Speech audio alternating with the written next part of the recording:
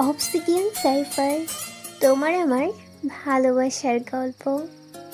Please, Finland শহরে রাতের অন্ধকারে ভূত দেখা বড্ড বেশি অসম্ভব। মিঠি আদৌ মাথা ক্ষুদ্র হাসি রেখা গালে টেনে বলল, আপনি যেমনটা ভাবছেন ঠিক তেমনটা নয়।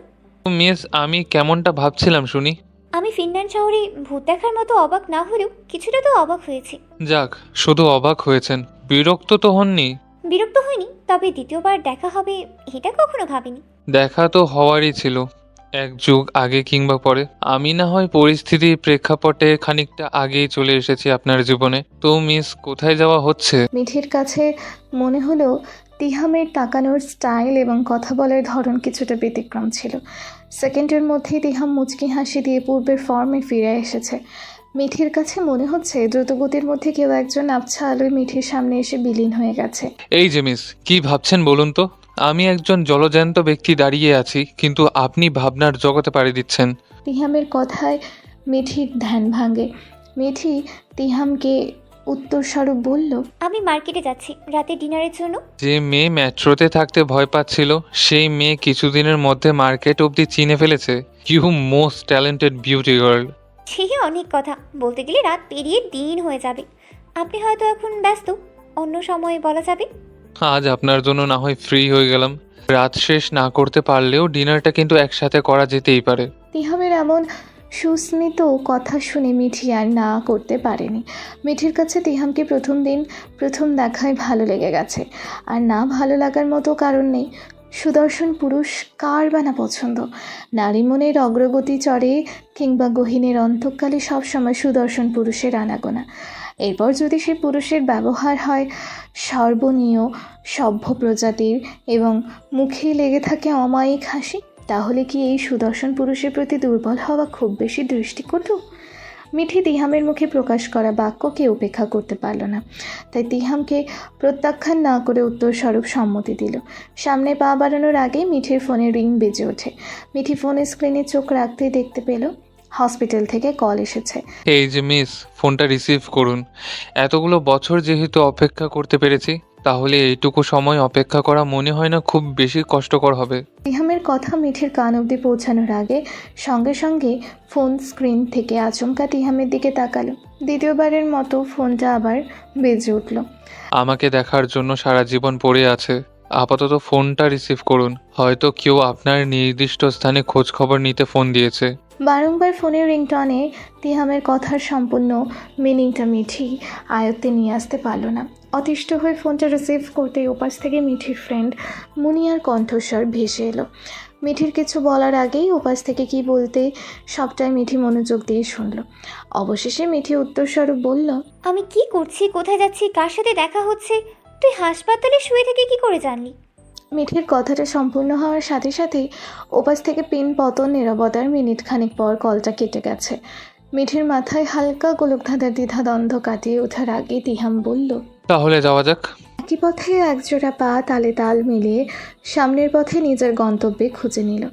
The grace of heaven. Finland শহর তলীয় আবহাওয়া বড়ই অদ্ভুত। মাসের মধ্যে দৈনন্দিন সূর্যের আলো দেখা বড্ড বেশি কষ্টকর। তবে বড় বড় দালান কোঠার মধ্যে শীতের আবহাওয়া খুব বেশি পৌঁছাতে পারে না। ঠান্ডা আবহাওয়ার মধ্যে সেই রহস্যময় ঠিকানায় আগুন প্রতিবাহিতের উত্তাপ চলছে। দ্য গ্রেস অফ হ্যাভেনে আজ কিছু মানুষের চিন্তায় বিচরণ করছে। সেই সাথে দ্য গ্রেস অফ হ্যাভেনের পিনপত নীরবতার ধ্বনি জাগ্রত হচ্ছে। ঝড়ের পূর্বে যেমন চারপাশে নীরবতা বয়ে চলে, ঠিক তেমনই আজ দ্য গ্রেস অফ হ্যাভেনে এই দিকটি ক্রমশ ফুটে উঠেছে। জিয়াং গালে হাত দিয়ে বসে আছে। যে কেউ জিয়াংয়ের এমন দুরবস্থা দেখে বলবে ছেলেটা দীর্ঘ 1 মাস যাবৎ হতাশায় ভুগেছে। চেহারার নাজেহাল অবস্থা বারংবার পুনরাবৃত্তি হচ্ছে। জিয়াংয়ের ছোঁয়াছুঁয়ি রোগে আদনানও আক্রান্ত। কিছুক্ষণ পরপর এইদিক সেদিক তাকাচ্ছে। যে কেউ দেখলে নির্দ্বিধায় বলে দেবে হে বেচারাও চিন্তায় আছে। আদনান উত্তেজনায় জিয়াংয়ের উদ্দেশ্যে বলল, তোর দ্বারা কখনো কোনো কাজ পিওরভাবে সম্পূর্ণ হয়েছে? তুই বেঁচে থাকতে তোর সামনে থেকে লোকটা কি করে পালিয়ে গেল? আমি পিওর আন এক্সপেকটেশন নিয়ে দাঁড়িয়েছিলাম। ওই সব জায়গায় এই সব মানুষ পাওয়া নিতান্তই বোকামি বলে মনে হয়েছে আমার। এতে আমার কি দোষ লিটল ব্রাদার? তোর আনএক্সপেকটেশনের জন্য পয়েন্টস নেওয়ার জন্য ফুল ফর্মে রেডি হয়ে নে। জিয়াং আর আদনানের তর্ক বিতর্ক ক্রমশই ঝগড়াতে কন্টিনিউ করছে। এত সমস্যার মধ্যে শুধুমাত্র তিনা দিন দুনিয়া ভুলে নিজের মতো বেখেয়ালি প্রণয় সময় কাটাচ্ছে। কাউচে চিত হয়ে শুয়ে পেটের উপর ল্যাপটপ রেখে ঘন্টার পর ঘন্টা কী করছে কে জানে। তিনার পরনে ডেনিম প্যান্ট, শর্ট টি শার্টের উপর নিহাইডেলেট জ্যাকেট। তিনার মধ্যে অলওয়েজ ছেলেদের মতো পোশাকের ছন্দছাড়া রূপে দেখা যায়। পায়ের কাছে আদনান বসে আছে। তিনা এঁটে রাখা পা জোড়া মেলে দিয়ে আদনানের পায়ের ওপর রাখলো। তিনার এমন কাজকর্ম দেখে তৎক্ষণাৎ আদনান কপাল কুঁচকে উদ্বিগ্ন চোখে তিনার দিকে তাকালো। তিনার কার্যকলাপ দেখে জিয়াংও আহম্মকের মতো তাকিয়ে আছে। তিনা ল্যাপটপে দৃষ্টি রেখেই দুজনের উদ্দেশ্যে বলল, তোরা জঙ্গলিদের মতো কেন ঝগড়া করছিস? মেয়েদের থেকে ঝগড়া করা শিখিস। আমরা মেয়েরা খুব শান্তিতে ঝগড়া করি, একজন আরেকজনের চুল ধরে দ্বিতীয় জনের চুল ছেড়ে। কুত্তি কামিনীর তাগড়ার হয়, 15 মিনিট পর ঝগড়া শেষ। কিন্তু তোদের মাঝে তো ইট পাটকেলের ঢিলাঢিলি হচ্ছে। তিনার কথা শেষ হওয়ার পর জিয়াং আশ্চর্য নয়নে মহাবৃক্ষদের মতো ভাবতে লাগলো তিনার কথা ঠিক কতটা যোগ্য সম্পন্ন। তবে আদনান যেন ধৈর্য শক্তির উপরও আস্থা রেখে এত সময় যাবৎ নীরব দর্শকের পরিপূর্ণ ভূমিকা পালন করেছে। আদনান নিজের পায়ের ওপর থেকে তিনার পাগুলো ধাক্কা দিয়ে সরিয়ে দিল। তুই মেয়ে হয়ে তোর চলাফেরা, কথার ধারণ, পোশাক এইরকম কেন?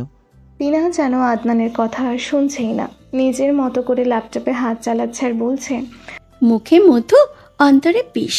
তিনা কাউচে শোয়া থেকে উঠে বসলো। তারপর আদনান আর জিয়াংয়ের উদ্দেশ্যে বলল, ওর লোকেশন ট্র্যাকিং অলমোস্ট কমপ্লিট। আজ রাত ব্রোকে আমি সামাল দিচ্ছি, অর্থাৎ কালকের মধ্যেই ব্রোর সামনে ওকে হাজির করতে হবে, নয়তো সেই ল্যাপটপের ইনফরমেশন তার মুখ থেকে উগড়ে বের করতে হবে। এবার তোর সাথে আমি যাব, কোনো রিস্ক নেওয়া যাবে না। এটা অ্যানি কান্ট ল্যাপটপটা ব্রোড চাই। তিনার আর আদনানের সাথে জিয়াংও সিরিয়াস হয়ে একমতে মত প্রকাশ করলো। জিয়াং বলল, তাহলে আমি কালকের এবং আজকের রাতের সিসি ক্যামেরা ফুটেজ চেক করতে যাব। তিনা আদনানের দিকে তাকিয়ে জিজ্ঞেস করলো, চিনির সাথে তোর এখনো পর্যন্ত কথা হয়েছে?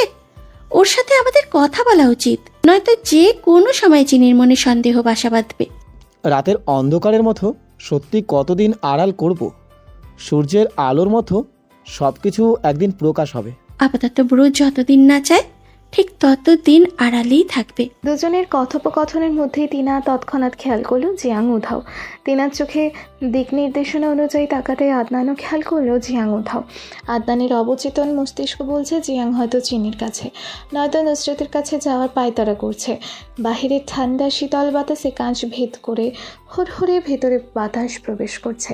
চিনি ঘুমের নির্ধারিত অন্তরালে মগ্ন। কোনো এক মানব চিনিকে নিঃসংকোচে দেখতে ব্যস্ত। তেজস্বী চাহনিতে নিজস্ব আয়ত্তে আনার প্রবল ক্ষতহস্তের বিদ্রোহ।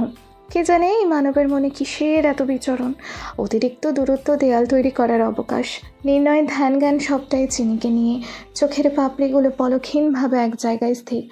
হঠাৎ করে নির্ণয় চোখ চিনির হাতের দিকে স্থির হলো। নির্ণয় শক্ত হাতের প্রভাবে চিনির ধবধবে সাদা হাতের কবজিতে লালচে বর্ণ ধারণ করেছে। একটা কম্বিনেশন মাই ফিউচার। যার ক্ষতি ভেবে আমি তার থেকে দূরে থাকি, সে ক্ষতিগ্রস্ত হতে বারংবার আমার কাছে আসে। নির্ণয় কথাটা বিড়বিড় করে বলে ঠোঁট কামড়ে কিঞ্চিত পরিমাণ হাসলো। নির্ণয় লাইট অফটিং টেবিল থেকে ফার্স্ট এইড বক্স নিয়ে এসে চিনির সামনে বিছানার পাশে হাঁটু গেড়ে বসলো। এরপর অল্প করে তুলা নিয়ে হালকা মেডিসিন লাগিয়ে বাম হাতের লালচে অংশে মলম লাগিয়ে দিয়ে স্প্রে করে দিল। তারপর পুনরায় বলতে শুরু করলো, তোর হঠাৎ হঠাৎ সেন্সলেস হওয়া বা সেন্সলেস হওয়ার কারণ সবটাই আমার জানা ছিল চিনি। তাই তুই সেন্সলেস হয়ে যাওয়া নিয়ে তৎক্ষণাৎ বারংবার আমি উত্তেজিত হইনি।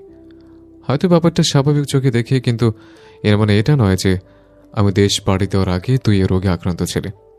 বরঞ্চ আমি দেশ পাড়ি দেওয়ার কয়েকদিনের মধ্যেই তুই এ রোগে আক্রান্ত হয়েছিলি। আমি ফিনল্যান্ডে আসার 15 দিন পর তোর সেন্স ফিরে হসপিটালে।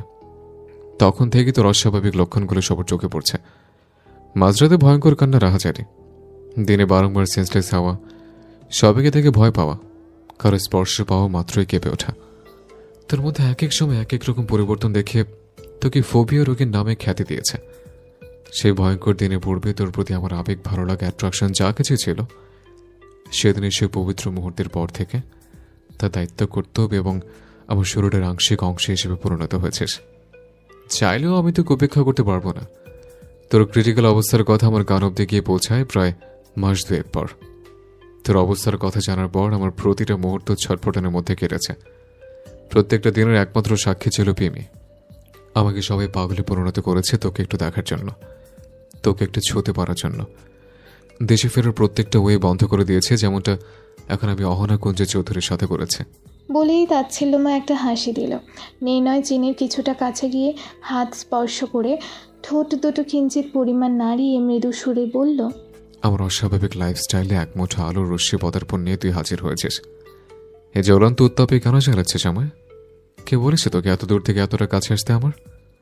আমি তো তোকে সময় দিয়েছি, শুধু 9 বছর কেন, আমি তোর জন্য অনন্তকালের অপেক্ষা করব। কিন্তু তুই আমার কাছে এসে আমার ধৈর্যের বাঁধ ভেঙে দিয়েছিস। এরপর যা হবে বা যা হতে চলছে সম্পূর্ণ দায়ভার তোর। জাস্ট আর কয়েকটা দিন, দ্বিতীয়বারের মতো আইনগতভাবে তোকে আমার করে নেব। জিয়াং নিশ্চুপের পদধ্বনি অনুসারে সিঁড়ি বেয়ে নুসরাতের কক্ষের সামনে এসে দাঁড়ালো। নুসরাত চিনিকে নিয়ে এতটাই চিন্তায় বিভোর, আশেপাশে কে উপস্থিত আছে তা দেখার মতো ফুরসত মিলল না। জিয়াং হাসি হাসি মুখ নিয়ে নুসরাতের সামনে দাঁড়ালো, তবে হাসিটুকু দীর্ঘস্থায়ী হলো না নুসরাতের চিন্তিত মুখ দেখে। তুমি এখনও চিনচিনকে নিয়ে টেনশনে ফিল করছো? নুসরাত হঠাৎ করে সামনে কোনো পুরুষ কণ্ঠস্বর শুনে বসা থেকে চমকে উঠে দাঁড়ায়। আপনার চিনির সাথে দেখা হয়েছে? সেন্স ফিরেছে চিনির? প্লিজ চিনিকে আমাদের কাছে নিয়ে আসুন। আমার তো চিনিকে নিয়ে ভয় হয়। নির্ণয় ভাইয়া যে কোনো সময় যা কিছু করে ফেলতে পারে চিনির। কথাগুলো বলে একদমই থামলো নুসরাত। নুসরাতের চিন্তিত মুখখানা দেখে জিয়াংয়ের মনটা খারাপ হয়ে গেছে। ডোন্ট ওয়ারি নুসরাত, আমি ব্যবস্থা করছি চিনিকে কি করে তোমার কাছে নিয়ে আসা যায়। প্লিজ তুমি টেনশন করো না। তুমি অতিরিক্ত টেনশন করলে আমার বিপি হাই হয়ে যায়। তাহলে আমার চিনিকে এনে দেন। চিনি যদি তোমার হয় তাহলে আমি কার? কিছু বলেছেন আপনি? যাই সিংহের দুয়ারে কড়া নেড়ে আসি। কথাটা বলেই নুসরাতের অবাক চাহনি দেখে ভাঙা ভাঙা শব্দে বলল, এনসির দরজায় কড়া নেড়ে আসি, মানে চিনচিনকে দেখে আসি।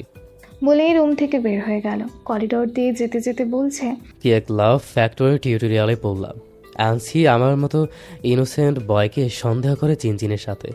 সন্দেহ তো করা উচিত এই বাংলাদেশের ব্রিটিশকে, যে 9 বছর ধরে চিনির সাথে চিপকে আছে। হতে পারে চিনি অনেক সুন্দরী, কিন্তু ফ্রাইডে টু স্যাটারডে চিনিকে আমি 2 সপ্তাহ ধরে চিনি। আমি কি করে চিনির প্রেমে হাবুডুবু খাবো? যদি কারো প্রেমে হাবুডুবু খেতে হয় তাহলে নুসরাতের প্রেমেই খাবো।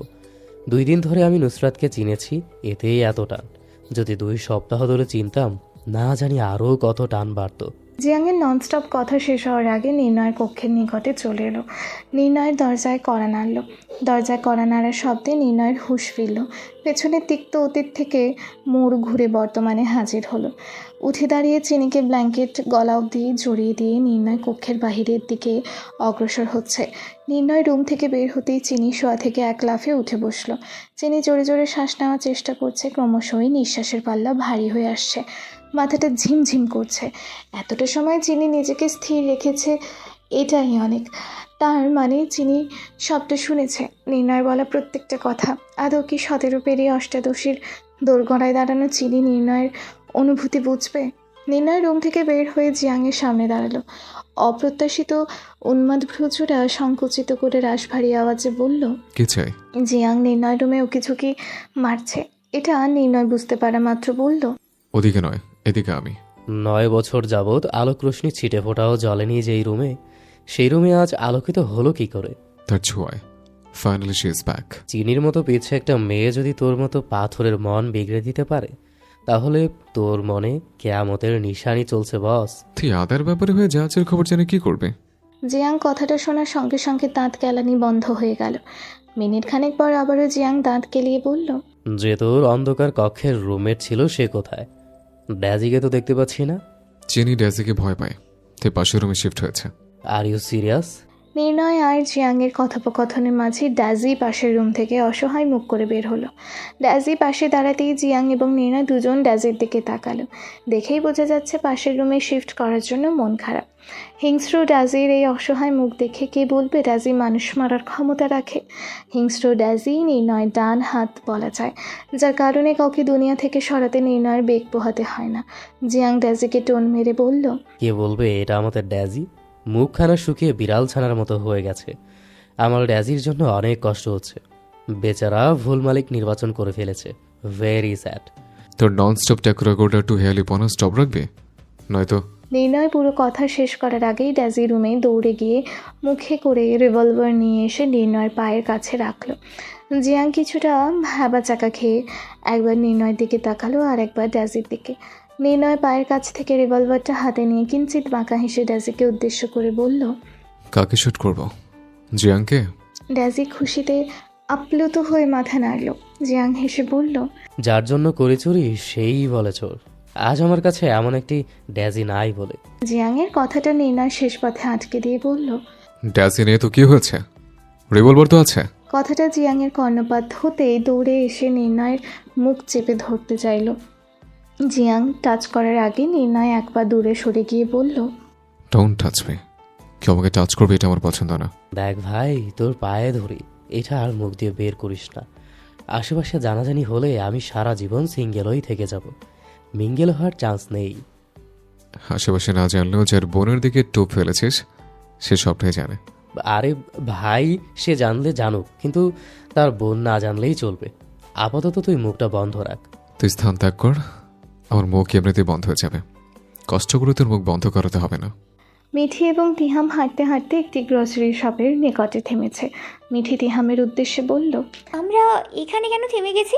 কিছুটা সামনেই তো বড় খাবারের স্টল দেখা যাচ্ছে। তিহাম গ্রসারি শপে ঢুকে মিঠিকে ইশারা করলো ভিতরে আসার জন্য। মিঠি তিহামের ইশারা অনুসারে গ্রসারি শপে প্রবেশ করলো। মার্কেট স্কয়ার খাবার দাবারের জন্য হেলেনসিঙ্কির একটা অন্যতম প্রাণকেন্দ্র। এটি একটি প্রাণবন্ত বাজার যা তাজা পণ্য থেকে সুভেনিয়ার পর্যন্ত সব কিছু বিক্রি করে।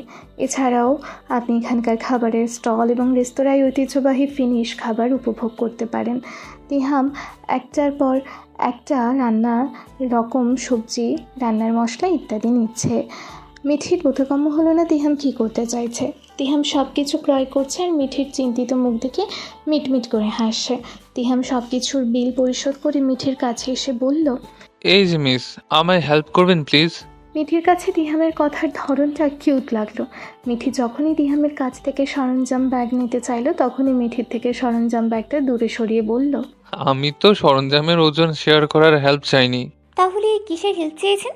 আমার সাথে আরও কিছু সময় ব্যয় করার অনুমতি পাওয়ার সাক্ষেপে দলবদ্ধভাবে অংশগ্রহণ করার হেল্প চেয়েছি। মিঠি তিহামের কথাকে উপেক্ষা করতে পারল না। মিঠি হাসি দিয়ে বলল, আপনাকে অনুমতি মঞ্জুর করা হলো মহোদয়।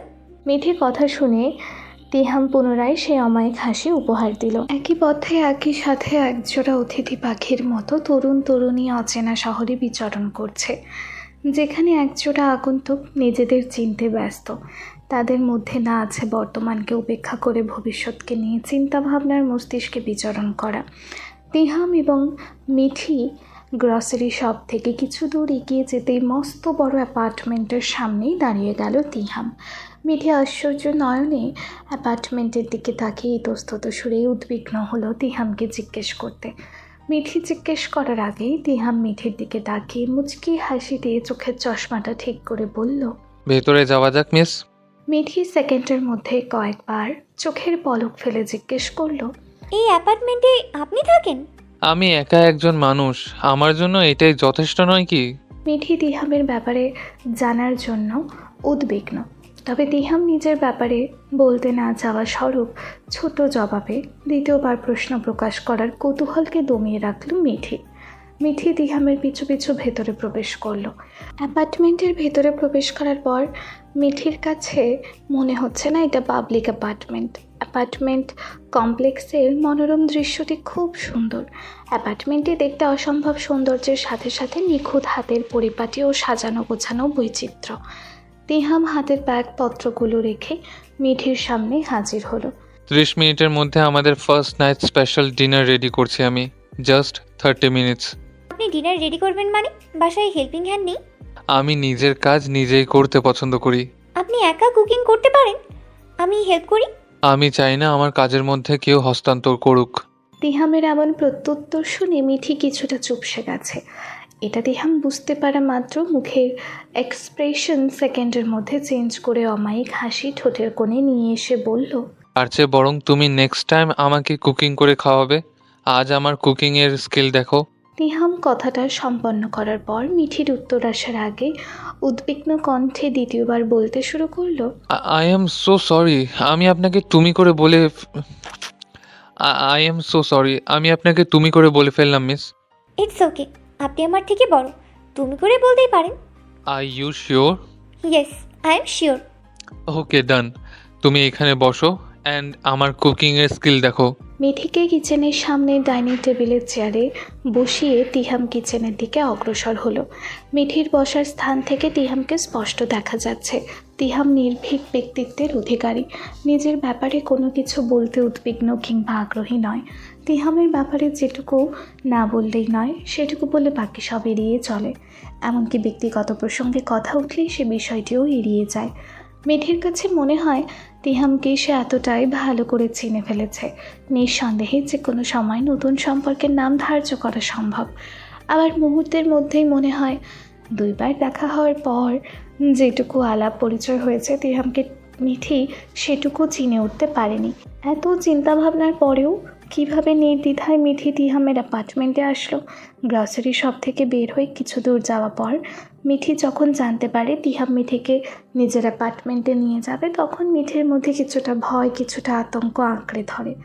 সতর্ক হওয়ার পর মুহূর্তেই মিঠি এটাও ভেবেছে তিহাম কি ওইসব মস্তিষ্কের মানুষের মতো যেমনটা মিঠি ভাবছে। মাঝপথে দ্বিধাদ্বন্দ্বের মধ্যে ভুগছিল মিঠি। তখনই তিহামের সুস্মিত বলা কথাগুলো মিঠির মস্তিষ্কের অনৈতিক বিবরণ স্বরূপ চিন্তা চেতনা ভুলে আত্মবিশ্বাস প্রকল্পের অঙ্গ যোগাতে সক্ষম হলো।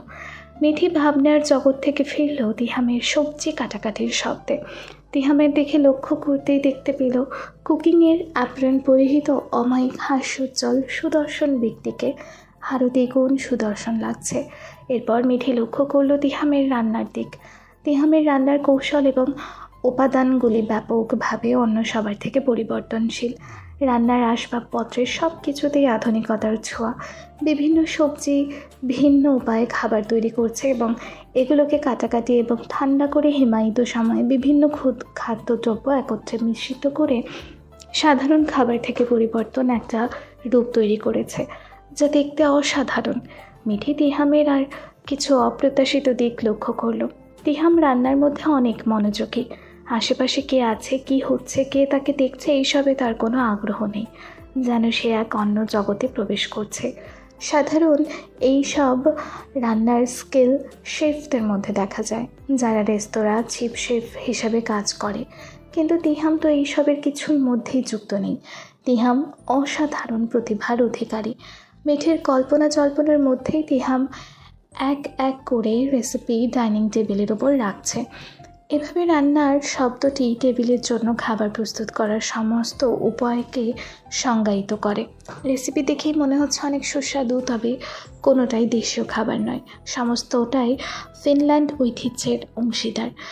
এত খাবারের মধ্যে মিঠির চোখে পড়ল রেড কালারের প্যানকেকের ওপর। তিহাম ব্যস্ত হাতে কাজ করতে করতে মিঠির উদ্দেশ্যে বলল, স্মোক বিন রেস্টুরেন্টটি চালু হয় 2013 সালের ডিসেম্বর মাসে। এখানে ফিনল্যান্ডের বিশেষ করে অল্যান্ড অঞ্চলের নানান খাবার দাবার পাওয়া যায়। মিকায়েল বিয়ারকালুন তার অল্যান্ড প্যানকেকের জন্য বিখ্যাত। প্যানকেক আমার খুব ফেভারিট। তিহাম চশমা ঠিক করতে করতে খানিকটা হাসলো মিঠির অগোচরে। তিহাম সব কিছু পরিষ্কার পরিচ্ছন্ন করে ডাইনিং টেবিলে বসলো।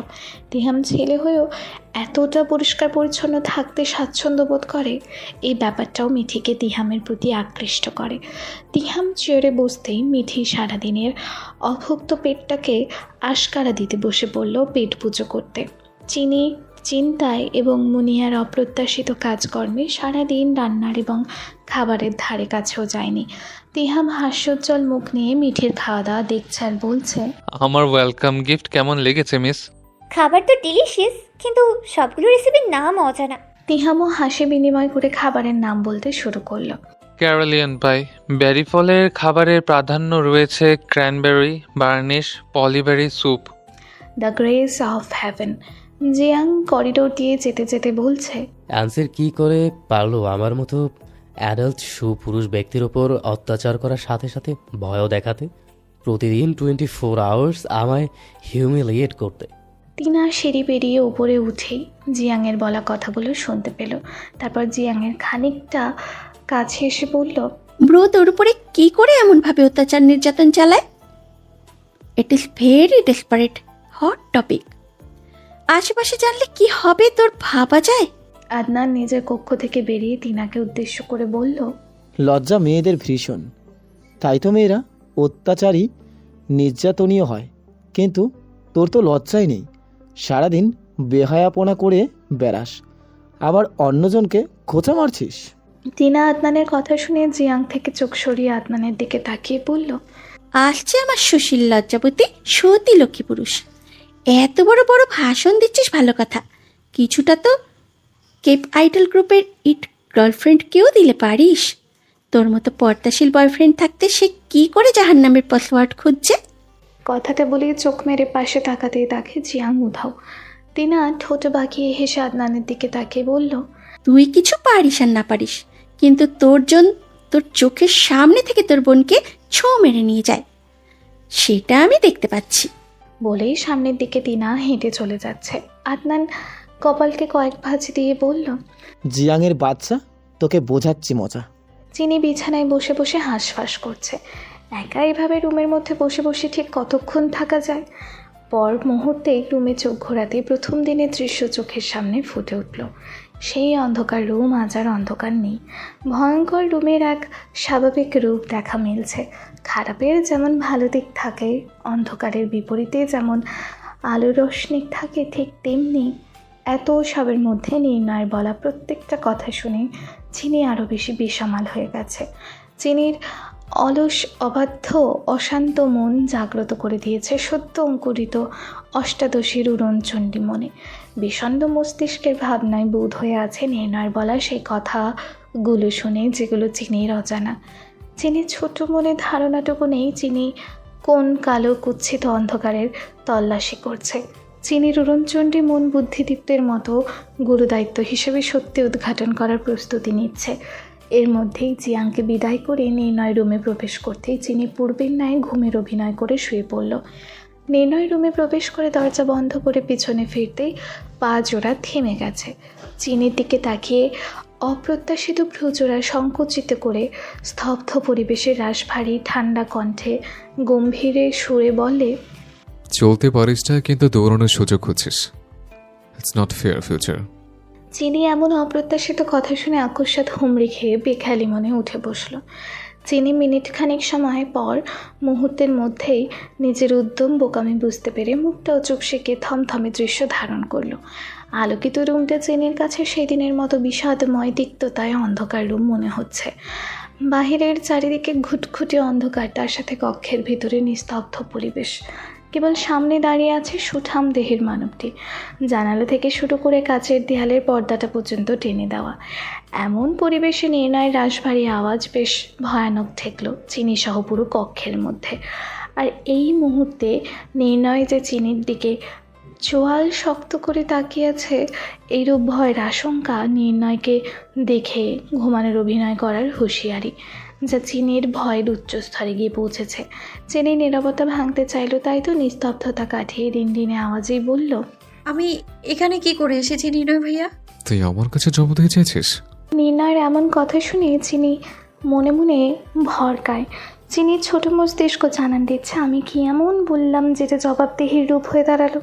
মানুষ কি করে এতটা অদ্ভুত হতে পারে, নিজের মত প্রকাশ অন্যের উপর চাপিয়ে দেয়। চিনি জড়সড় হয়ে বসে রইল। কে জানে এখন যেতে দিলেও তো আর অনুমতি ছাড়া যাওয়া সম্ভব কিনা। নির্ণয় নিজের স্থান পরিবর্তন করতেই চিনি বলল, আমি কি রুম থেকে যেতে পারবো নির্ণয় ভাইয়া? কেন? থেকে চোর ইচ্ছে নিয়ে এসছিস নাকি তুই? কোথায়? নির্ণয় ল্যাপটপ হাতে নিয়ে ডিভানে বসে বলল, আমার জীবনে। চিনির বিভ্রান্তকর মস্তিষ্ক নির্ণয়ের কথার মানে না বুঝে পুনরায় বলল, আমি আমার রুমে যেতে চাইছি। No, impossible. তোর কি প্রয়োজন আমায় বল। নির্ণয়ের কথা উপেক্ষা করে অবাধ্য হওয়া মানে সূচনামাহী জীবনে অগ্নিকাণ্ডের ভূমিকাকে আমন্ত্রণ দেওয়া। নির্ণয়ের কথা শুনে চিনির দিন দুনিয়া ভুলে কেবল বুক চিরে দীর্ঘশ্বাস বেরিয়ে এলো। হতাশাজনক মুখ করে তাকিয়ে আছে নির্ণয়ের দিকে। নির্ণয় ল্যাপটপে চোখ রেখে নিজের ব্যস্ত হাতের কাজের মধ্যে চিনিকে নির্দ্বিধায় উদ্দেশ্য করে বলল, তো এইভাবে তাকিয়ে থেকে আমি বিধ্বস্ত করলে অ্যান্ড আমার কাজে ব্যাঘাত ঘটালে আমাকে সামলানোর দায়িত্ব কিন্তু তোর।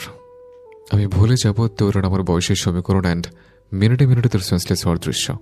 নির্ণয়ের বলা এত বড় বাক্যের মানে চিনি কি বুঝলো খেয়ে জানে, কিন্তু নির্ণয়ের কথা শেষ হতেই চিনি উচ্চ কণ্ঠেশ্বরে কিছুটা আত্মবিশ্বাস নিয়ে বলল, আপনি তো বারংবার আমার কাছে আসেন। বিশ্বাস না হলে এখনই দেখে নিন আপনি কতটা কাছে আছেন আমার। চিনির কথাগুলো নির্ণয়ের কর্ণপাত হতেই ল্যাপটপ থেকে চোখ তুলে চিনির দিকে তাকালো। বিলাসবহুল কক্ষের মধ্যে নিস্তব্ধতা পরিপূর্ণ ধ্বংসলীলার অগ্রিম আবহাওয়া প্রসারিত হচ্ছে। কক্ষটি রক্তিম হয়ে উঠল অজানা শিহরণে। চোখের সামনে রং বেরঙের আকাশ চত্বর, কিন্তু মিনিট খানেকের মাঝে সব বিলীন। চিনির কথাগুলো নির্ণয়ের কর্ণপাত হতেই ল্যাপটপ থেকে চোখ তুলে চিনির দিকে তাকালো। চিনি নিজের মনের অগোচরে বকবক করে নিজের চিন্তার অন্তিম সীমানার মধ্যেই বিভোর। মিনিট খানেক সময় ব্যয় করার পর নির্ণয়ের দিকে লক্ষ্য করতেই নির্ণয়ের অগ্নি চোখে চোখ পড়ল চিনির। ভয়ে চিনি বার কয়েক ঢোক গিলল, কিন্তু নির্ণয় পলকহীন চোখ এখনও স্থির। পুরো কক্ষের মধ্যেই নীরবতার ঘোর চলমান রূপে অতিবাহিত হচ্ছে। আকস্মাৎ রাশভারী আওয়াজে কিঞ্চিত কেঁপে উঠল চিনি। আই নো দ্যাট, বাট আমি তো তোকে বলিনি আমার কাছে আসছে। তোর এখানে আসার আগে ভাবা উচিত ছিল পৃথিবীর যে কোনো প্রান্তে নির্ণয় সিনহা চৌধুরী থাকতে পারে। নির্ণয় পুনরায় উচ্চ মাত্রায় দ্বিগুণ সুরে হুঙ্কার দিয়ে বলল, আমার কাছে আসে ইটস টোটালি তোর চয়েস, বাট আমার থেকে দূরে যাওয়াটা ফাইনালি আমার চয়েস। চিনির চোখের কোণে টলমল করছে অশ্রুজল। ওর চেহারা দেখে মনে হচ্ছে খুব কাছের কেউ কষ্ট দিয়ে ফেলেছে ওকে, আর এক্ষুনি নিজের ভুল স্বীকার করে ক্ষমা না চাইলে অভিমানে ফেটে পড়বে চিনির দু চোখ, মন, হৃদয় সব কিছু। চিনিকে কখনোই নির্ণয় বিধায় অন্য কারো কাছে এতটা কষ্ট অনুভব করেনি। অষ্টাদশীর মনে রাগের থেকে বেশি অভিমানের পাহাড়ের স্তম্ভ তৈরি হয়েছে। অবুঝ অষ্টাদশী রাগ প্রকাশ করতে জানে না, তবে অভিমানের পাহাড় করতে জানে। চিনির কাছে চেনা মানুষটার স্বভাব চরিত্রে বোধহয় নির্দয় কথাটা একেবারে বাধাই করে জুড়ে দেওয়া, নয়তো বারংবার কেনই বা এভাবে আস্তে পৃষ্ঠে কষ্ট দিতে লেগে পড়েছে। চিনির চোখে অশ্রু দ্বারা ক্রমশই হৃদয়ের গহীন থেকে ঝর্ণার বেগে ছুটে আসছে। আজ আর কোনো আশঙ্কায় যেন মনের গহীনে উকি দিতে রাজি নয়। চিনির কান্নার বহিঃপ্রকাশ ক্রমশ বেড়ে চলেছে, তবে সেই সাথে আর চোখে নির্ণয়ের তাকানোর স্টাইল দেখে ভয়ে শুষ্ক ঢোক গিলছে। তবে নির্ণয় স্থির চোখ দুটো এখনও চিনির ওপর। চিনি কিছু বুঝে ওঠার আগেই কারো হাতের শক্ত থাবায় চিনি স্থান ত্যাগ করল। চিনি সে বলিষ্ঠ শরীরের শক্ত হাতের দিকে দৃষ্টিপাত করতেই দেখতে পেল চিনির হাত নির্ণয়ের মুঠোবন্দি। ব্যাপারটি বোধগম্য হতেই শরীর শিউরে উঠল। ট্যাটু বিশিষ্ট শক্ত হাতের বাঁধনের আক্রমণে চিনি হাতের ব্যথায় কুঁকড়ে ওঠে। নিভৃত কদম ফেলে কক্ষের দোরগোড়ার নিকটে চিরচিত্তে স্থির হয়ে দাঁড়ায় নির্ণয়। ভয় ভয় কুণ্ঠিত চাহনে নিক্ষেপ করে নির্ণয়ের দিকে। এলোমেলো উত্তেজনায় নির্ণয়ের মুখোশী রক্তিম বর্ণ ধারণ করেছে। ফিনফিনে শুকনো অধর এবং তির্যক চাহনি রক্তিম চোখ বিশিষ্ট। সুঠাম মানবের উদ্ভ্রান্ত ব্যাকুল চেহারার প্রাণে সঙ্গে সঙ্গে শোল্ডারের ট্যাটুটি সবচেয়ে বেশি আকৃষ্ট করবে যে কাউকে। চিনি তুলতুলে হাতখানা এখনও নির্ণয়ের হাতে বন্দী। চিনিকে হ্যাচকা টানে কক্ষের বাহিরে বের করে দিল। হ্যাচকা টান অনুভবেই চিনি মুখ থুবড়ে সেফ্রেট রঙের কার্পেটে ঠাঁই নিল। আড়ষ্টতায় জমে গিয়ে ভয়ে হেঁচট টেনে দু কদম পিছু পা হয় চিনি। শরীরের ব্যথায় জড়তা ক্রমশ বেড়েই চলেছে। How dare you! তুই ভুলে গেছিস আমি কে আর কার চোখে চোখ রেখে কথা বলছিস? নির্ণয় হাঁটু কেটে বসে চিনির দুই গাল চেপে হেসে বলল, Don't hurt my soft side. I repeat, don't hurt my soft side. কথাটা এতটাই উচ্চস্বরে বলল যে বাক্যর ধ্বনি এপাশ থেকে ওপাশ হচ্ছে। চিনিকে ভয় এতটাই আষ্টপৃষ্ঠে রয়েছে যে ভয় শরীরের কাঁপুনি দিয়ে উঠেছে। নির্ণয়ের কথার মানে কতটুকু বুঝেছে কে জানে, তবে নির্ণয়ের কথাতে হ্যাঁ মিলিয়ে বার কয়েক মাথা ঝাঁকিয়ে সমর্থন করলো। দ্বিতীয়বারের মতো আবারও চিনির গালে ট্যাটু বিশিষ্ট শক্ত হাতে রুক্ষতা বাড়িয়ে দিয়ে বলল, বাই এনি চান্স আমায় কিংবা আমার বলা কথাকে রিজেকশন করার চিন্তা ভাবনা যদি মাথায় নিয়ে আসিস, আমি তোর এমন হাল করব, আমি বিহীন নিঃশ্বাস নেওয়া তোর জন্য বিষক্রিয়ার সমান হবে। বলেই গাল থেকে হাত সরিয়ে নিতেই চিনি ব্যথায় শব্দ করে কেঁদে ফেলল। নির্ণয় হনহনিয়ে রুমে প্রবেশ করে রুমের ডোর লক করে দিল। বিদঘুটে অন্ধকারে পুরো কক্ষে অমাবস্যার মতো অন্ধকারে তলিয়ে গেল। চিনি ব্যথার কষ্টে জর্জরিত হয়ে একই স্থানে বসে অনবরত অশ্রু বিসর্জন দিয়ে যাচ্ছে। বাহিরে শীতল ঠান্ডা যেন হুট করে দ্য গ্রেস অফ হেভেনে প্রবেশ করছে। কিছু সময় অতিবাহিত হওয়ার পর খানিকটা সময় নিজের প্রতি ব্যয় করে উঠে দাঁড়ালো চিনি। মূল উদ্দেশ্য তার কক্ষে পৌঁছানো। হাত কিছুটা ছিলে গেছে, খুব বেশি রক্ত দৃশ্যমান না হলেও কিছুটা রক্তে অপ্রকটে দেখা যাচ্ছে। সেই সাথে পায়েও কিছুটা ব্যথা অনুভব করছে। চিনি নিজের রুমে প্রবেশ করতেই সেকেন্ডের মধ্যেই সেই আলোবিহীন নাম করা অন্ধকার কক্ষ থেকে জ্বলন্ত বারুদের দাবানীয় সত্তার চূর্ণ বিচূর্ণ শব্দে পুরো কক্ষে ঝনঝন করছে। নীরবতাবিহীন কক্ষে অনাকাঙ্ক্ষিত শব্দগুলো দ্য গ্রেস অফ হেভেনকে কাঁপিয়ে তুলছে। মনের তোলপাড় করা অস্থিরতার ক্রোধে একের পর এক বিশাল বহুল আসবাবপত্র ভেঙে চূর্ণ বিচূর্ণ করছে। তারপরও হাজারখানা রাগ বসে আছে মনের গভীরে। নির্ণয় ক্রোধের উত্তাপে বারংবার একই কথা মনের মধ্যে বহিঃপ্রকাশ হয়ে ঘুরপাক খাচ্ছে। রিজেকশন, ইয়াস, এটা রিজেকশন ছিল। আমি কেন বারংবার উন্মাদের মতো তোর কাছে যাই? তুই কেন আমার কাছে আসতে চাইছিস না? ওয়াই? রাগে গজগজ করতে করতে চোয়াল শক্ত করে কথাগুলো বলল। প্রচণ্ড ক্রোধ নির্ণয়ের মাথা চারা দিয়ে উঠল। মস্তিষ্কের নিয়ন্ত্রণ হারিয়ে দ্য গ্রেস অফ হেভেন থেকে বেরিয়ে হোয়াইট রঙের রলস রয়েলস গাড়িটি বিদ্যুতের বেগে অন্ধকারের মধ্যে তলিয়ে গেল। অচেনা কোনো দুর্গম পথে পাড়ি দিল লক্ষ্য স্থিরে। নয়তো নিয়ন্ত্রণহীন মস্তিষ্ক নিয়ে কার রেসিংয়ের মতো ডেঞ্জারাস পথে গন্তব্য হিসাবে বেছে নিল।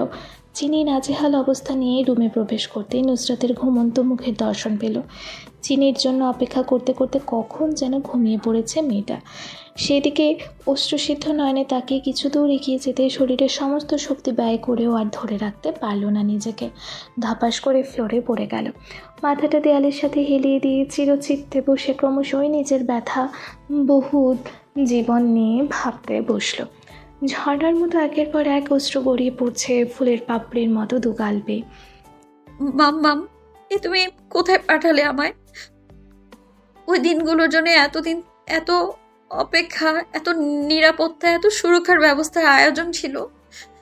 কোথায় পাঠালে আমাকে? আমার তো নিঃশ্বাস নিতেও কষ্ট হচ্ছে। নির্ণয় ভাই আমায় বাঁচতে দিবে না। তুমি ঠিকই বলেছো, ওনার মতো মানুষ কখনো কারো সুরক্ষা কবচ হতে পারে না। উনি যার জীবনে থাকবে সেখানে ধ্বংস নিশ্চিত। এত সব আকাশচত্বর বলতে বলতে এক পর্যায়ে সেন্সলেস হয়ে যায় চিনি। হেলেনসিঙ্কি শহর খাওয়ার পর্ব সমাপ্ত হতেই তিহাম মিঠিকে একই স্থানে বসিয়ে রেখে কোথায় যেন উধাও হয়ে গেছে। মিঠির কাছে কিছুটা অস্বস্তি কাজ করছে। পিনপিন পোশাকে শীতল তাপমাত্রা যেন শীতল উষ্ণতা চূড়ান্ত পর্যায়ে যাচ্ছে। মিঠি কৌতূহলবশত উঠে দাঁড়ালো। কিছু দূর সামনে এগিয়ে যেতেই অ্যাপার্টমেন্টের সৌন্দর্য ক্রমশই বৃদ্ধি পাচ্ছে। তিহাম ছেলেটা সত্যি খুব শৌখিন। আনাচে কানাচে নানান ধরনের জিনিসপত্র, সব কিছুর মধ্যেই অন্যরকম দামি ঐতিহ্যের প্রবাহ। মিঠি আরেকটু সামনে দু কদম এগিয়ে যেতেই হঠাৎ করে অপ্রত্যাশিত কিছু একটা সামনে দাঁড়ানো। ভয়ে চোখ বুঝে দু কদম পিছিয়ে যেতেই চেনা পরিচিত প্রাণীর শব্দ শুনে আখি জোড়া মিলতেই দেখতে পেল খুব সুন্দর একটি বিড়াল ছানা। বিড়াল ছানাটি এতটাই নাদুস নুদুস যে কারো নজর আকর্ষণ করবে, বিশেষ করে চোখ দুটো। মিঠির দেখা আর পাঁচটা বিড়ালের চোখের মতো নয়, অনেকটা ছিন্ন ভিন্ন ধাঁচের। ঝলমলে নীল চোখের অধিকারী বিড়ালটা দেখলেই মনে হয় একটু ছুঁয়ে দেই। যেমন ভাবা তেমন কাজ। মিঠি আগের মতো দু কদম এগিয়ে নীল বর্ণ চোখের বিড়ালটির সামনে হাঁটু কেড়ে বসল। হাত বাড়িয়ে যখনই ছুতে যাবে, ডোন্ট টাচ ইট। মিঠি কাছাকাছি গিয়েও ফের গতি হারালো মুহূর্তে। না বলে কয়ে অন্যের জিনিসে হাত দেওয়া উচিত নয়। তিহাম কিছুটা খড়খড়ে ধ্বনিতে কথাটা বলল। মিঠি মুহূর্তেই চক্ষু লজ্জায় নিষ্পিস করে উঠল ভেতরটা। মিঠি উঠে দাঁড়িয়ে ঘাড় ঘুরিয়ে সরু চোখে পেছনে তাকালো। অপ্রত্যাশিতভাবে দাঁড়িয়ে কাচুমাচু হয়ে আমতা আমতা করে মুখ ফুটে তিহামের উদ্দেশ্যে বলল, I am really sorry. Tiham ধীরে ধীরে মিঠির নিকটে এসে দাঁড়ালো। মিঠির আর তিহামের দূরত্ব খুব কম। হঠাৎ করে তিহামকে এতটা কাছে আসতে দেখে মিঠি দিন দুনিয়া ভুলে গেছে। মিঠির নিঃশ্বাসে যেন বসন্তের উত্তাপ হয়ে বের হচ্ছে। শরীরে অদ্ভুত শিহরণ বয়ে আকাশ পাতাল পায়তারা দিচ্ছে। মিঠি হয়তো ম্যাচিওর হওয়াতে এই ফিলিংস অব্যাহত, তাই নিজেকে ঠিক রাখার যথেষ্ট চেষ্টা চালিয়ে যাচ্ছে। তিহাম মিঠির নাজেহাল অবস্থা বুঝতে পেরে মুচকি হেসে মিঠির মুখের সামনে আরও কিঞ্চিত পরিমাণ ঝুঁকে মিঠির কপালে পড়ে থাকা কালারিং কাট করা চুলগুলো ফু দিয়ে উড়িয়ে বলল, I am just kidding. Seriously আপনি মজা করেছেন? Yes my dear miss. Mithi মনে মনে ভাবল, অবশ্যই এই মানুষটির সকল কর্মকাণ্ডই অদ্ভুত।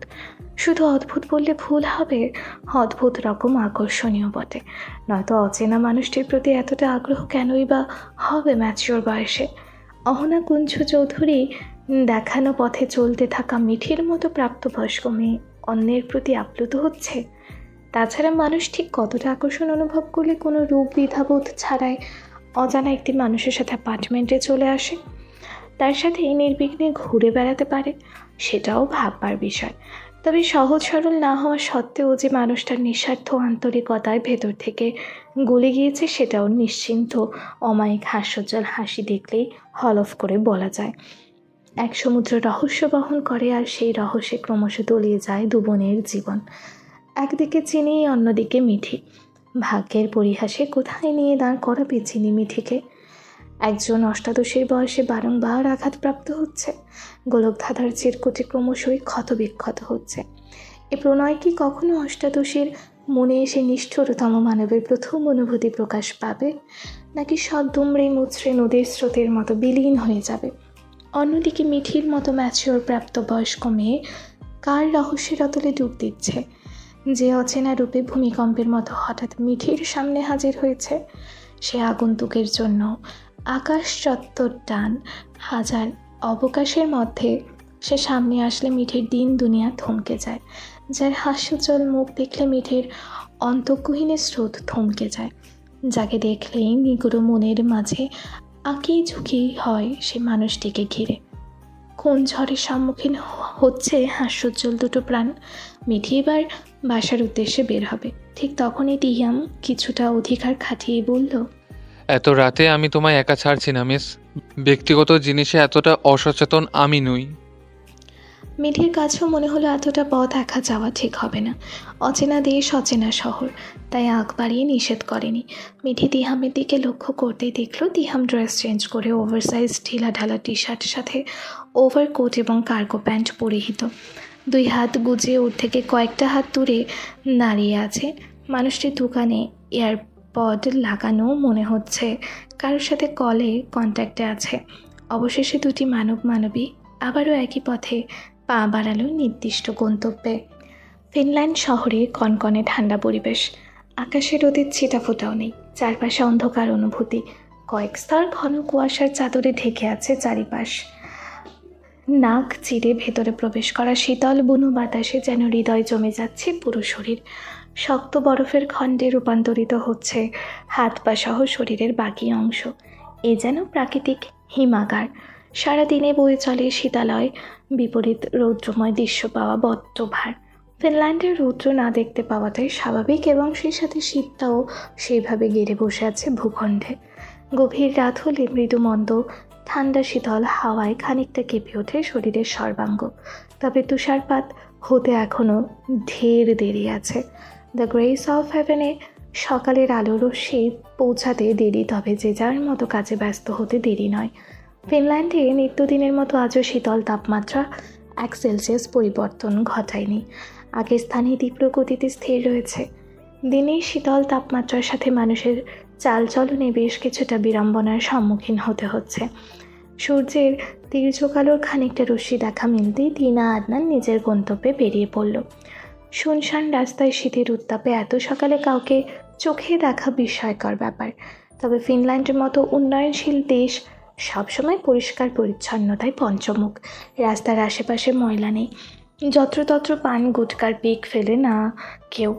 ঘর বাড়ি থেকে রাস্তাঘাট সব কিছু ঝকঝকে তকতকে, একেবারে ছবির মতো পরিচ্ছন্ন এবং বর্জ্য ব্যবস্থাপনা চমকে দেওয়ার মতোই।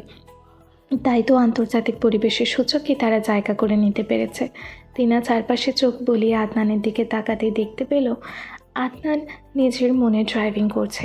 ভাবভঙ্গিমা বোঝা দেয় the grace of heaven. Nusrat হঠাৎ ঘুম ঘুম চোখে সামনের দিকে তাকাতেই ঝাপসা চোখে দেখতে পেল সফেদ কার্পেটেড ফ্লোরে ঠান্ডায় চিনি ঠকঠকিয়ে কাঁপছে। এটা যে চিনি, নুসরাতের বোধগম্য হতেই বিছানা ছেড়ে দৌড়ে এসে চিনির সামনে হাঁটু কেড়ে বসে পড়ে। কার্পেট থেকে চিনির মাথাটা তুলে নুসরাতের পায়ের উপর রাখল। চিনির নাজেহাল অবস্থা দেখে কান্নাগুলো দলা পাকিয়ে গলায় আটকে রেখে নুসরাত বলল, চিনি, এই চিনি, কি হয়েছে তোর? এভাবে শীতের মধ্যে পড়ে আছিস কেন ফ্লোরে?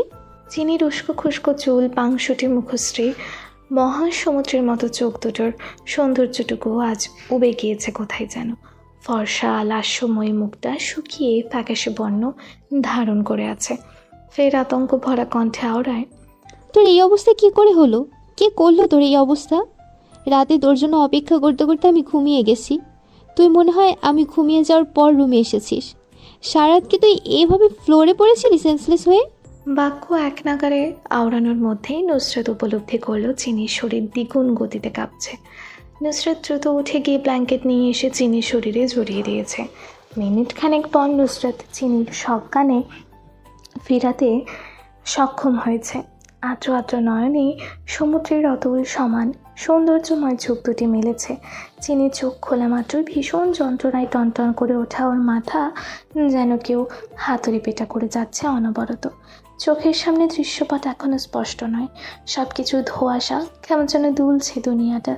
যতক্ষণে চোখের ঘোলা দৃষ্টি স্পষ্ট হলো ততক্ষণে চিনি বোধ করলো সে নিজের কক্ষে আছে আর নুসরাত চিনির সামনে উপস্থিত।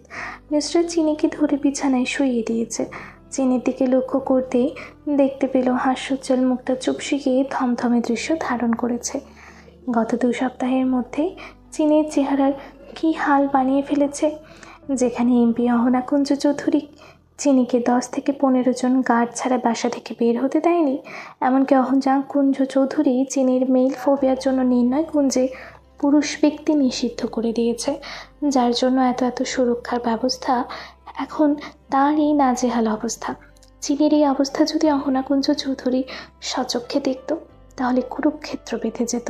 চিনি নুসরাতের চোখের দিকে তাকে তাচ্ছিল্যময় হাসি দিয়ে বলল, এমন করে কি দেখছিস? এটা তো মাত্র শুরু, শেষ হতে এখন অনেক দেরি।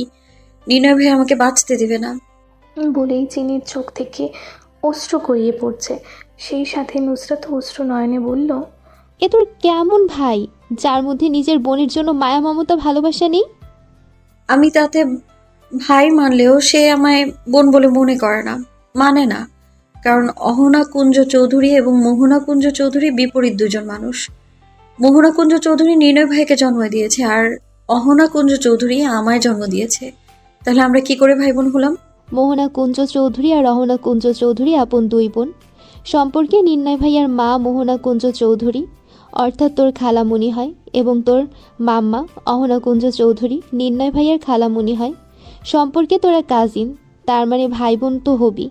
নির্ণয় ভাইয়ের কাছে এইসব সম্পর্কের ভ্যালু নেই। তার কাছে যেটার ভ্যালু আছে সেটা হলো আমার এবং আমার মাম্মামকে কষ্ট দেয়া। সে মনে করে আমার মাম্মাম তার জীবনটা শেষ করে দিয়েছে। সবকিছুর জন্য আমার মাম্মাম দায়ী। তিনা আদনানের দিকে তাকিয়ে বলল, বাতাসে নেই বিষ, বিশ্বের কোন শহরে প্রাণ ভরে নেওয়া যায় শ্বাস? তার নাম কি ফিনল্যান্ড? Yes, right. তিনা আদনানকে সমর্থন করতে দেখে আদনান মুচকি হাসল। পরিবেশ পরিষ্কার পরিচ্ছন্ন রাখা খুবই জরুরি, অর্থাৎ কেউ তা মানে আর না মানে। ফিনল্যান্ড পরিষ্কার পরিচ্ছন্ন রাখার বিষয়ে অত্যন্ত যত্নশীল। কোথাও এতটুকু ধুলোবালি তাদের চোখে এড়িয়ে যায় না। চোখে পড়লেই সঙ্গে সঙ্গে সাফাই, নিট অ্যান্ড ক্লিন পরিবেশ তাদের প্রথম পছন্দ। দূষণের ব্যাপারেও যথেষ্ট সতর্ক তারা। প্রাণ ভরে নিঃশ্বাস নেওয়া যায় এই দেশের মধ্যে ফিনল্যান্ড একটি। শিক্ষা ব্যবস্থা বিশ্বমানের হওয়ায় বিভিন্ন দেশের শিক্ষার্থীদের বিশেষ আগ্রহ রয়েছে ফিনল্যান্ডে পড়াশোনা করার। ফিনল্যান্ড অন্যতম সেরা গন্তব্য এবং ইউরোপীয় ইউনিয়নের এই সদস্য রাষ্ট্র পৃথিবীর সবথেকে নিরাপদ দেশগুলোর মধ্যে একটি। 26.2 গ্লোবাল ক্রাইম ইন্ডেক্স নিয়ে শীর্ষ সুরক্ষিত দেশগুলোর তালিকায় এর অবস্থান 23 নম্বরে। এছাড়া বিশ্বের 13তম এই শান্তিপূর্ণ দেশটির গ্লোবাল ফিনল্যান্ড দেশটিকে নিয়ে ভাবতে ভাবতে তিনা হঠাৎ বাতাসের তীব্র গতিতে প্রশ্ন ছুড়ল, ফিনল্যান্ড শহরের মতো এমন জায়গায় ব্রোর সাথে বিশ্রী গেম এবং অপকর্ম করার সাহস কি করে পায়? এটা নির্দ্বিধায় বলে দেওয়া যায় যে এইসব কাজ করেছে সে নিউইয়র্ক কুঞ্জের কেউ একজন, আর এটা ব্রো খুব ভালো করেই জানে। এত সময় ঠান্ডায় না জমলেও আদনানের এমন কথা শুনে তিনা কিছুটা জমে যাচ্ছে মনে হলো।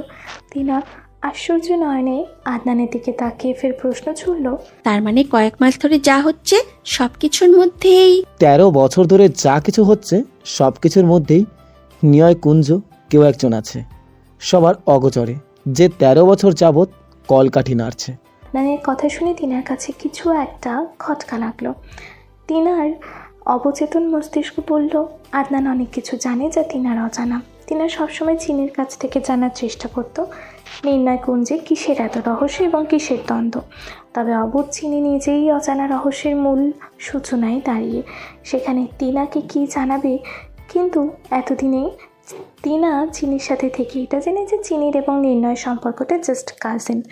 নুসরাত চিনির হাতে অ্যান্টিসেপটিক এবং অল টাইম ব্যান্ডেজ লাগিয়ে দিতে গিয়ে চিনির কথা শুনে অবাক চোখে চিনির দিকে প্রশ্ন ছুড়ল, কি এমন হয়েছে যার জন্য নির্ণয় ভাই আন্টিকে দায়ী করে?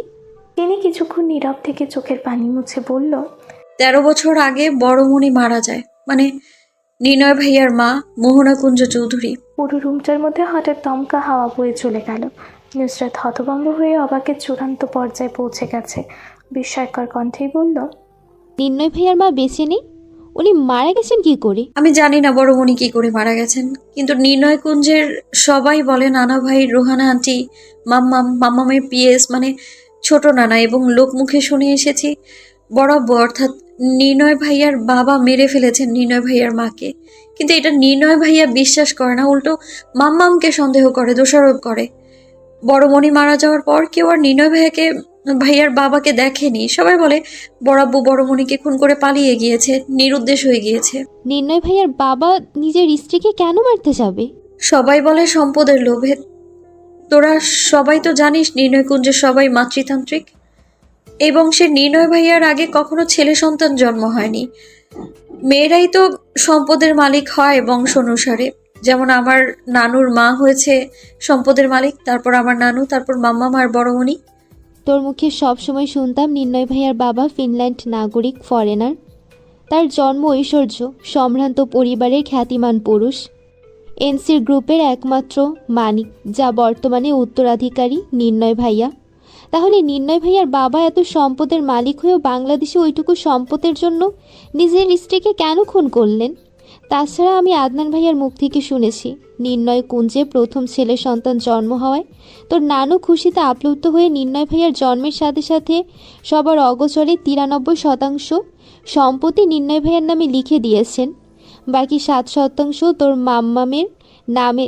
তাহলে খুন করার উচিত ছিল তোর মাম্মামকে, নিজের স্ত্রীকে নয়।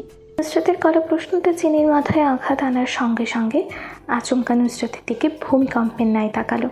নুসরাত সব সময় চুপচাপ থাকলেও নুসরাতের তীক্ষ্ণ বুদ্ধি, সৃজনশীল মেধা, অসম্ভব প্রকট তার জলজ্যান্ত প্রমাণ চিনি নিজে। এত বছর যে প্রশ্ন কারো মুখে শোনেনি কিংবা জাগেনি, সেই প্রশ্ন আজ নুসরাতের মুখে শুনল। চিনি থমথমে মুখে দ্বিগুণ অবলোকন সুরে বলল, আমি আপুর মুখে শুনেছি নির্ণয় ভাইয়ার বয়স যখন 13 হবে, এর সপ্তাহখানেক আগে ঘটনাক্রমে কি করে যেন নির্ণয় কুঞ্জের সবাই জানতে পেরে যায়। নির্ণয় ভাইয়ার জন্মের সাথে সাথে নানু নির্ণয় ভাইয়ার নামে 93% সম্পদ লিখে দেয়। নানুর এমন অপ্রত্যাশিত কাজের জন্য কেউ প্রস্তুত ছিল না, এমনকি নানা ভাইও না। এক পর্যায়ে এই নিয়ে নানুর সাথে নানা ভাই, মাম্মাম, বড়মণির সাথে ঝামেলা হয়, আর সেদিন রাতেই নানু হার্ট অ্যাটাক করে মারা যায়। আর এর 1 সপ্তাহ পর নির্ণয় ভাইয়ের জন্মদিনের রাতে নির্ণয় ভাইয়ার মা মারা যায়, এবং এটা খুন বলেই সবার ধারণা। আমি আপুর মুখে এটাও শুনেছি নিনয় ভাইয়ার বাবা মার রিলেশন করে বিয়ে করেছে। বড়মণি ফিনল্যান্ড স্টাডি কমপ্লিট করতে এসে বড়বুর সাথে মানে নিনয় ভাইয়ার বাবার সাথে প্রেমময় সম্পর্কে জড়ায়। নিনয় ভাইয়ার বাবা বড়মণি জনে পাগল ছিল, যাকে উন্মাদের খেতাবে নামে পরিচয় করা যায়। তাহলে নিজের স্ত্রীকে খুন কি করে করলো সে? তবে নিনয় ভাইয়া তার বাবার নামে নেগেটিভ মন্তব্য সহ্য করতে পারে না। নুসরাতের চিনির শেষ কথোপকথন অচিরেই বাকরুদ্ধ হয়ে গেল দুজনে। নিষ্প্রভ হতবুদ্ধি নয়নে দুজন দুজনার দিকে তাকিয়ে আছে। দুজনের মাঝে নীরবতার পরশ মৌনতা কাজ করছে। দুজনের মাথায় মস্তিষ্কে বারংবার অজানা প্রশ্নগুলো ঘুরপাক খাচ্ছে। এসবের মাঝেই নুসরাত বোমা বিস্ফোরণের মতো বলে উঠল, আমি যদি ভুল না হই তাহলে আদনান ভাইয়া আর টিনা নির্ণয় ভাইকে ফিনল্যান্ডে আসার পূর্ব থেকে চেনে। জিয়াং নামে সেই ছেলেটার সাথে টিনা ও আদনান ভাইয়ার কথোপকথন এবং বন্ডিং দেখে মনে হয় তারা সুপরিচিত। আমরা বাংলাদেশ দেশ থেকে ফিনল্যান্ডে পৌঁছানোর পর যখন গাড়িতে উঠেছি আমি লক্ষ্য করেছি টিনা ফিনল্যান্ডের সব কিছু চেনে এবং ফিনল্যান্ড ভাষাও জানে। টিনা, আদনান ভাইয়া, জিয়াং ভাইয়া সমবয়সী না হয়েও একজন আরেকজনকে যেভাবে তুইতুকারি করে মনে হয় তারা কয়েক বছরের ক্লোজ ফ্রেন্ড এবং নির্ণয় ভাইয়াকে ব্রো বলে সম্বোধন করছে। এর মানে ওদের মাঝে কিছু তো কানেকশন আছে। টিনা নিজেকে ধাতস্থ করে আদনানের দিকে কিঞ্চিত পরিমাণ মুড করে নিজেকে প্রস্তুত করলো। নির্ণয়ের ব্যাপারে জানার আগ্রহে প্রশ্ন ছুড়ল। ব্রোর কার্যক্রম আমায় প্রচণ্ড ভাবায়। কাল রাতেও চিনির সাথে ব্রোর কিছু নিয়ে ঝামেলা হয়েছে। আমি ভয়ে রুম থেকে বের হইনি। আমি ব্রোকে কিছুতেই বুঝতে পারি না। ঠোঁট বাঁকালো আদনান দক্ষ হাতে ড্রাইভিং করতে করতে। পূর্ণ দৃষ্টি সামনে রেখে অতঃপর ভনিদা না করে জবাব দিল, ইউ নো হোয়াট ব্রো, কখনো বলে কয়ে কাউকে ভাবার কিংবা বোঝানোর জন্য কিছু করে না। জিয়াংয়ের মুখ থেকে শুনেছি ব্রোর মা মারা যাওয়ার পর থেকে ব্রোর মধ্যে হাজার রকম পরিবর্তন দেখা গেছে। ব্রোর মধ্যে নানা রকম উদ্বেদনা সৃষ্টি হয়েছে। ব্রো নিজের মর্জির মতো চলে।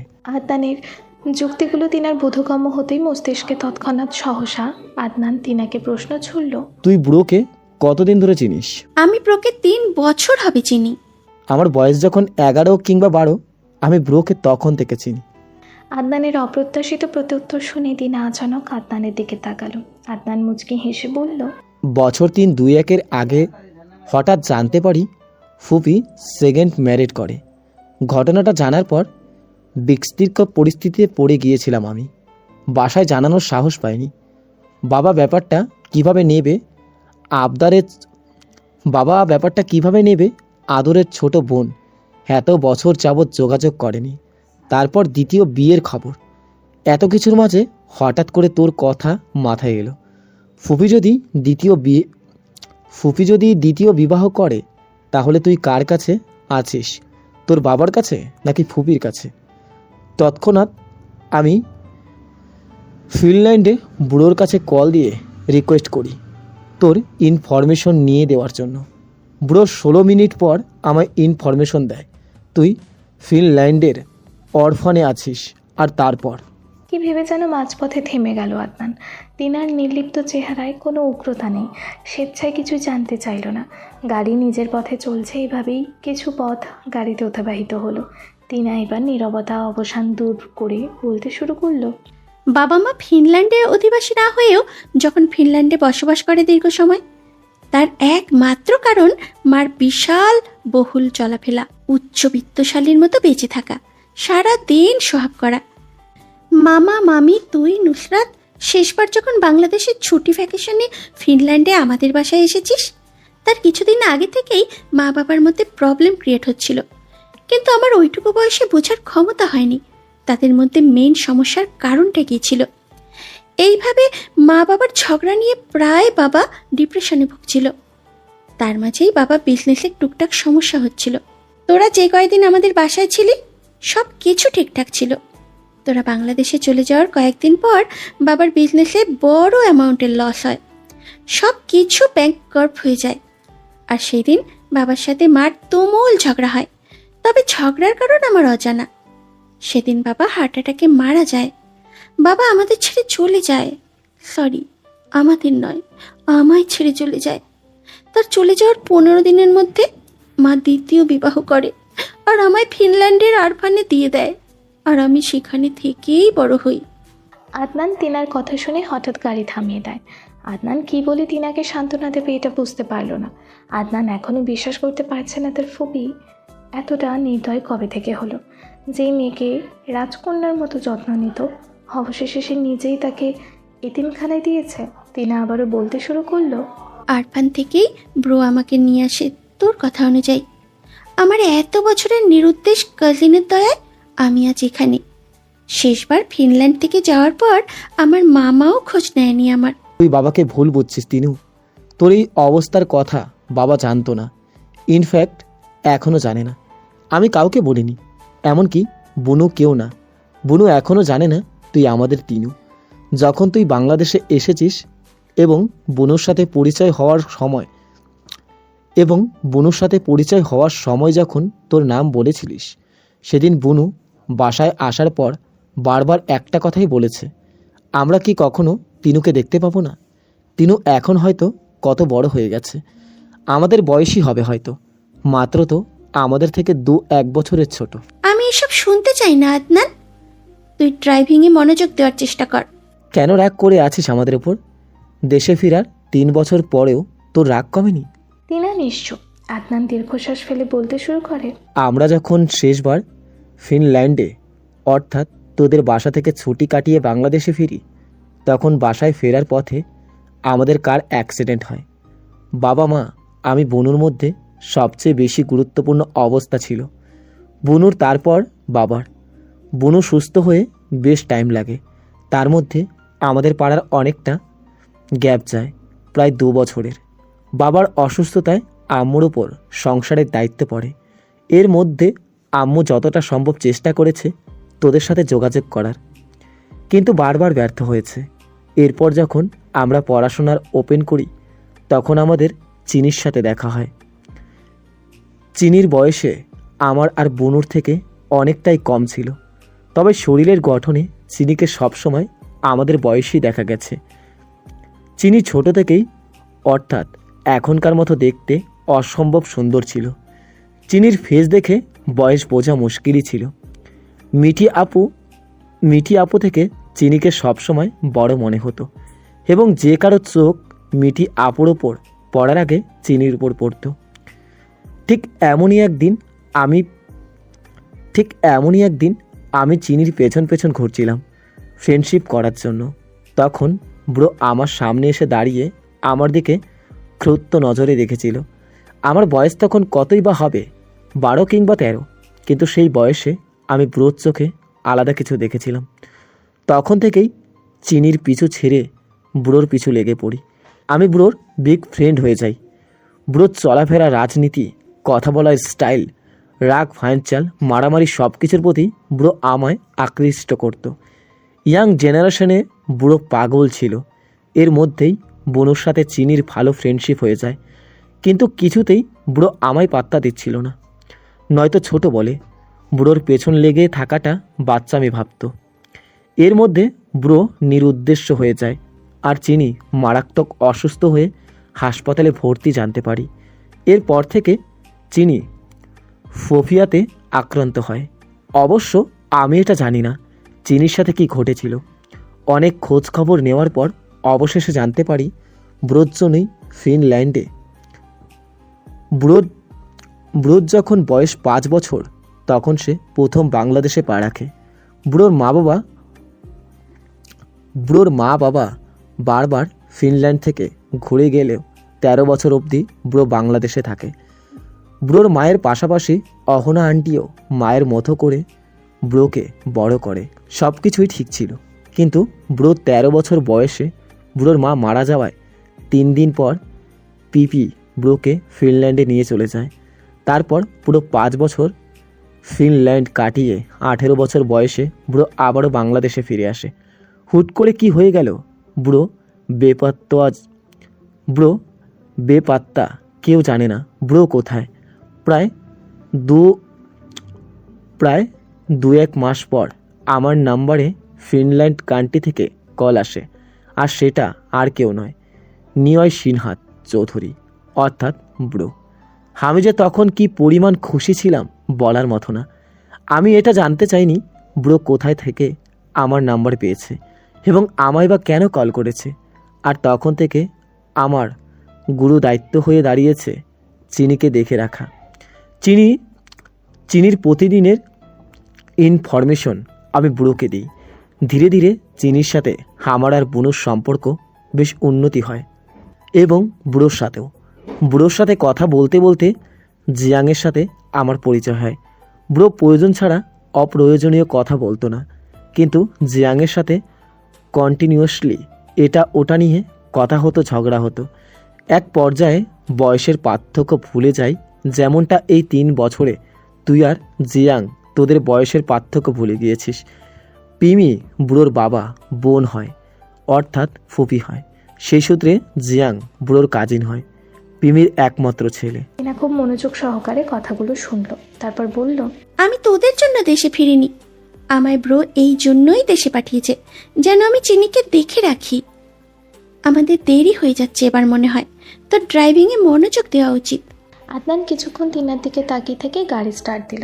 নুসরাতের কথা শুনে চিনি চোখ জোড়া বড় বড় করে বলল, তিনা আদনানের সাথে জিয়াং ভাইয়া আর নিনয় ভাইয়ার কিসের কানেকশন আছে? আমি ওদের কথোপকথন শুনেছি, তাই আমি শিওর। এমনকি আদনান ভাইয়া আমার নাম্বার দিয়ে নির্ণয় ভাইয়ার সাথে কথা বলতো, কারণ তোর মাম্মাম যেন বুঝতে না পারে নির্ণয় ভাইয়ের সাথে আদনান ভাইয়ার কানেকশন আছে। হয়তো আন্টির ভাইয়ার প্রতি সন্দেহ হয়েছে, তাই তো তোর মাম্মাম আমাদের কল রেকর্ড চেকিং করতো। এমনকি ভাইয়ার কাছে প্রায় আমি অনেক সিম কার্ড দেখতাম, এক এক সময় এক একটা সিম ইউজ করতো। এইসব শুনে চিনির মাথা ঘুরছে। প্রথম চিন্তাদের দূরে ঠেলে দিয়ে নতুন ভাবনার সংযোজন হলো চিনির মাথায়। তাই তো আদনান তিনা ফিনল্যান্ড আসার পর একবারও আমার সাথে দেখা করতে আসেনি। এখন আমাদের কি করা উচিত? আমার মনে হয় নির্ণয় ভাইয়া আদনান ভাইয়ার আর তিনার ব্রেন ওয়াশ করেছে, নয়তো ওদের কোনো কিছু নিয়ে ভয় দেখিয়েছে। তাই তো তোর নির্ণয় ভাইয়ের ভয়ে আমাদের থেকে দূরে থাকছে। ঠিক বলেছিস তুই। সবার প্রথমে আমাদের আন্টির সাথে যোগাযোগ করতে হবে, তার জন্য একটা ফোন প্রয়োজন। মিঠি আপু তোকে লুকিয়ে ফোন দিয়ে গেছে, সেই ফোনটা কোথায়? আমি কোথায় রেখেছি ভুলে গেছি। I have no idea. যেহেতু তোর নির্ণয় ভাইয়া জানতে পেরে গেছে মিঠি আপু তোকে ফোন দিয়ে গেছে, তাহলে উনি এত সময়ের মধ্যে ফোন খুঁজে বের করে ফেলেছে। ঠিক বলেছিস তুই। আমাদের ধাপে ধাপে এগোতে হবে। সবার আগে আদনান ভাইয়া এবং তিনার থেকে জানতে হবে কি করে আন্টির সাথে যোগাযোগ করা যাবে। আইডিয়া। এত বড় বাড়িতে নিশ্চয়ই একটা ল্যান্ডলাইন থাকবে। হ্যাঁ থাকবেই, শুধু খুঁজে বের করতে হবে। তবে আস্তে ধীরে, ওদের বুঝতে দেওয়া যাবে না আমরা কি করতে চাইছি, এমনকি আদনান ভাইয়া আর তিনাকেও না। আমরা স্বাভাবিক থাকার চেষ্টা করব এবং ওদের কথা অনুযায়ী চলবো। ঠিক আছে, তাই হবে।